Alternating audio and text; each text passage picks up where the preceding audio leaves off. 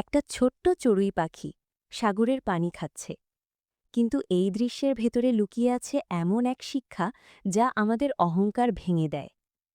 হজরত মুসা আলাইহিসাল্লাম আর হজরত খিজির আলাইহিসাল্লাম সমুদ্রের ধারে দাঁড়িয়েছিলেন। হঠাৎ একটি চড়ুই পাখি এসে সাগর থেকে এক চুমুক পানি খেল। খিজির আলাইহিসাল্লাম বললেন, হে মুসা, পাখিটাকে দেখছ? মুসা আলাইহিসাল্লাম বললেন, জি, দেখছি। তিনি আবার বললেন, পাখির ঠোঁটে যে সামান্য পানির ফোঁটা লেগেছে সেটা দেখেছ? মুসা আলাইহিসাল্লাম বললেন, হ্যাঁ, দেখেছি।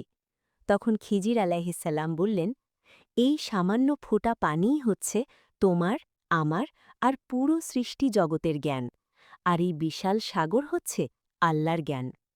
ভাবতে পারো, আমরা যে জ্ঞান নিয়ে এত গর্ব করি তা আল্লাহর জ্ঞানের সামনে এক ফোঁটারও কম। তাই অহংকার নয়, নম্রতা শিখি, জ্ঞান অর্জন করি আর আল্লাহর কাছে হিদায়েত চাই।